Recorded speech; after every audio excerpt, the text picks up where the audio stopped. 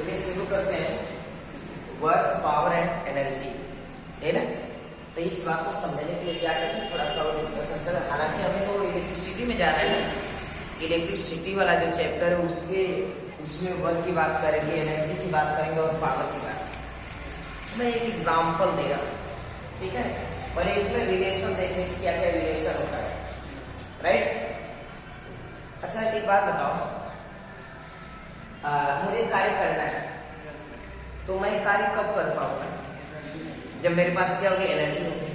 और एनर्जी मुझे कहाँ से मिलेगी? अपने भोज्य पदार्थों से मिलेगी। इसलिए तो हम लोग भोजन वगैरह करते हैं। बोलिए, भोजन के अलावा आप फल फूल भी खा सकते हो, इसका भी इस्तेमाल करते हो, मतलब एनर्जी पाने के लिए। तो भैया आपको क्या करना है, यदि कार्य करना है तो कार्य करने के लिए आपके पास एनर्जी का होना जरूरी है। और एनर्जी हो गई तब आप उस कार्य को कर सकते हो। सपोज दैट मेरे पास एनर्जी नहीं है तो क्या मैं आप लोगों को पढ़ा सकता हूँ? नहीं पढ़ा सकता हूँ। और मेरे पास यदि एनर्जी हो गई, इसलिए मैं गया था भोजन करने के लिए ना, भोजन कर लिया, भोजन करने का मतलब मुझे मेरे पास कुछ ना कुछ एनर्जी आ गई। और एनर्जी आ गई तो मैं उस कार्य को, जो भी मेरे कार्य करना है, जैसे पढ़ाने का ही कार्य हो, तो उस कार्य को मैं ऑलरेडी कर सकता हूँ।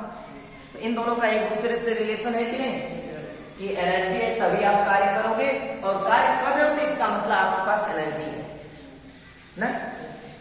तो इसका अर्थ क्या निकला कि भैया अगर कार्य करना है तो आपके पास एनर्जी का होना बहुत ही जरूरी है। और आप लोग ये भी जानते हैं ना कि एनर्जी कभी लॉस नहीं होती है, ये एक रूप से दूसरे रूप में चेंज होती है, परिवर्तित होती है, उसका वो कभी नष्ट नहीं होती, खत्म नहीं होती। ठीक, तो इस बेसिस पर मैं बोल सकता हूं कि अगर कोई पर्सन ये बोले कि उसने 10 जूल कार्य किया, कितना जूल जी? 10 जूल। उस आदमी ने 10 जूल कार्य किया, मतलब मैंने उसको 10 जूल एनर्जी दे दी। मैंने 10 जूल कार्य किया, मतलब मैंने 10 जूल एनर्जी उसको दे दी। राइट, मेरी बात समझ आ रही है? तो इन दोनों में एक रिलेशन होता है। अब चूंकि जो कार्य होता है, कार्य का मात्रा जूल होता है, सो एनर्जी का मात्रा भी आप क्या लिखोगे? जूल ही लिखोगे। इसी वजह से यहाँ पे 10 जूल है तो यहाँ पर भी 10 जूल लिखा गया, राइट। अच्छा, आगे बढ़ते हैं। आगे हम लोग क्या देखे थे कि जो इलेक्ट्रिसिटी में वहां पे कार्य कौन करती है? आपकी प्यारी सी बैटरी कार्य करती है ना। तो वो कार्य कर दी, वो कार्य कर रही है, मतलब उस एनर्जी को दे रही है। जो इलेक्ट्रॉन वगैरह आपके हैं उसको क्या करे, वो एनर्जी दे रही है कार्य करने के लिए, कि आपको जो कार्य करना है, आपको फ्लो करना है तो आप फ्लो बहो। बातें समझ में आ रही थी? तो करते क्या बच्चों, इसके पहले वाले चैप्टर में हम लोग कुछ फार्मूलों को पढ़े थे। क्या क्या पढ़े थे, ध्यान दो अभी। V बराबर W/Q, जो इलेक्ट्रिक करंट वाला चैप्टर था उसमें हम लोग ये चीजें पढ़े थे ना। और एक चीज और पढ़े थे उसी चैप्टर में कि I=Q/T पढ़े थे ना। यहाँ से क्रॉस मल्टीप्लाई करो, मतलब W की वैल्यू निकालो, तो क्या मैं लिख सकता हूँ W बराबर VQ? W बराबर VQ, क्यों भैया इसको VQ डर लगा, तो ये W बराबर VQ बराबर। अब करते क्या, यहाँ से देखो Q लिखा है, तो आप इसको भी तो चेंज कर सकते हो, IT=Q। तो यदि मैं इस Q के प्लेस पर क्या कर दूं, ये तो V पहले से है, Q के स्थान पर आप क्या लिख सकते हो, I×T। एक अलग फार्मूला बना कि नहीं बना? इस प्रकार ये बना। एक चीज और हम लोग पढ़े थे, ओम्स लॉ के अनुसार क्या लिखे थे, V=IR है। अब आप चाहो तो इस V को भी चेंज कर सकते हो। V के प्लेस पर आप क्या लिख सकते हो, W=A। V के प्लेस पर IR, तो IR×IT पहले से। अभी मल्टीप्लाई करोगे तो W=I²RT, ये आपका फार्मूला है। तो जो बैटरी है, जो ये आपका डिवाइस कोई था, ये हमारा डिवाइस है, राइट। ये कोई सेल है या फिर बैटरी है। चूंकि अगर ये बैटरी होती तो बैटरी क्या होती है, कई सेलों का कॉम्बिनेशन होता है, ठीक। तो यहाँ पर ये आपका सेल है, मान कर चलिए कि मान लो ये बैटरी है, चलेगा। अभी क्या करते हैं, इसमें बहुत सारी डिवाइस में इलेक्ट्रॉन तो पहले से मौजूद है ना। तो क्या इस बैटरी का मेन कार्य क्या है, जब भी इस डिवाइस के जो है डिवाइस को इसके दो सर्किट को ऐसे जोड़ दिए, तो जोड़े तो ये इलेक्ट्रॉन क्या करेंगे भैया, इलेक्ट्रॉन फ्लो करने लगेंगे, क्योंकि इनको एनर्जी मिल रही है। और एनर्जी देने का कार्य कौन कर रहा है बच्चों, कौन कर रहा है, हाँ ये अपनी जो प्यारी सी बैटरी, ये इनको एनर्जी दे रही है। तो एनर्जी दे रही मतलब ये बैटरी यहाँ पे कार्य कर रही है। तो अगर उस एनर्जी को फाइंड करना चाहते हो कि वो एनर्जी कितनी दी ना, वो एनर्जी कितनी दी अर्थात उसने कितना कार्य किया, तो उसको निकालने के लिए W=I²RT, समझ में आएगा। तो इस प्रकार आप फाइंड कर सकते हो जो विद्युत ऊर्जा होती है, इलेक्ट्रिक जो एनर्जी होती है, ये इलेक्ट्रॉन फ्लो करेंगे, तो फ्लो करेंगे तो कुछ क्या होगा, एनर्जी का लॉस होगा। और ये एनर्जी का लॉस किसके बराबर होगा, इसमें जो एनर्जी का लॉस होगा तो ये बैटरी जितना कार्य की होगी, ये जो व्यय ऊर्जा होगी इस बैटरी के द्वारा किए गए कार्य के बराबर होगी। और इसकी गणना हम लोग इस सूत्र इस फार्मूले से करेंगे, राइट। अभी देखिए आगे जब चलेंगे इसी में, अच्छा एक एग्जांपल और बताओ, मान लेते दो पर्सन, आगे की मैं बात करने जा रहा हूं, एक एग्जांपल, दो पर्सन है ए और बी, सेम दोनों को एक ही जैसा सेम कार्य मैंने दिया और इसने उसको 5 मिनट में पूरा कर डाला और दूसरे पर्सन ने 10 मिनट का समय ले लिया। बात समझ में आ रही है? तो हमको ये बताओ आप लोग कि किसके पास एनर्जी ज्यादा है, हाँ जिसने कम लिया है और इसने समय ज्यादा लिया है, तो मतलब इसके पास एनर्जी कम है। मेरी बात समझ में आ रही है? तो इसका रिलेशन जैसे यहाँ पर मैंने बोला ना कि एनर्जी और वर्क, तो इनका एक दूसरे से संबंध है। तो एनर्जी को फाइंड करने के लिए कंपैरिजन अगर करना हो तो आप उसके द्वारा किया गया कार्य फाइंड करोगे, वो कार्य निकालोगे इसकी सहायता से और कार्य निकालोगे जितना आएगा कम बेसी तो आप बता सकते हो।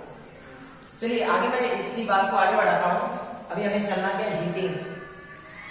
यहां से लिखते हैं अभी heating effect of electric current.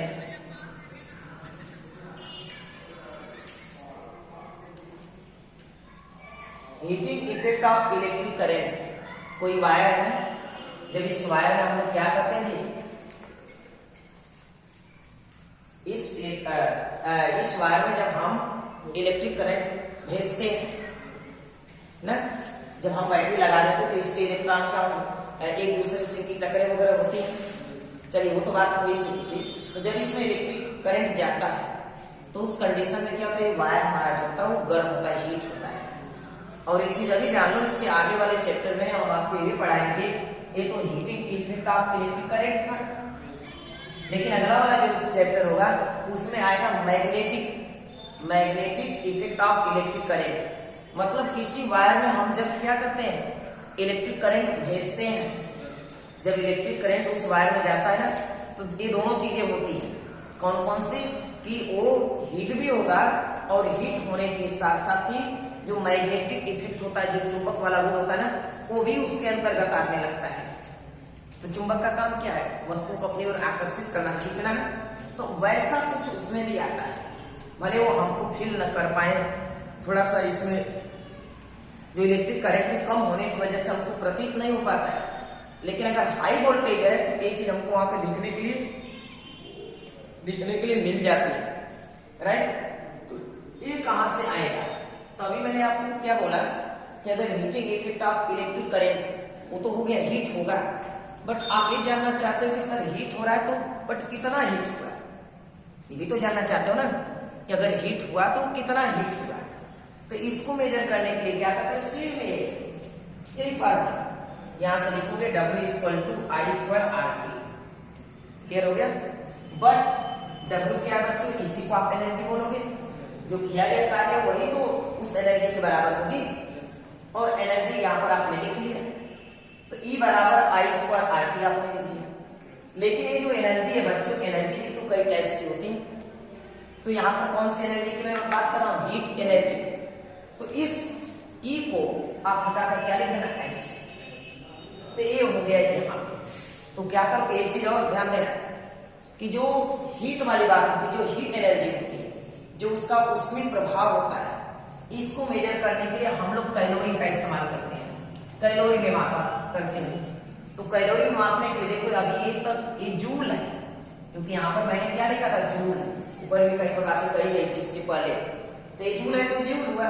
अगर इसी चीज को, इसी हीट को आप कैलोरी में मेजर करना चाहते हो तो आपको एक चीज याद रखनी पड़ेगी कि एक जूल बराबर कितना कैलोरी होता है जी? थोड़ा चेक कर लो, 8 जैसे कुछ लिखा होगा ना,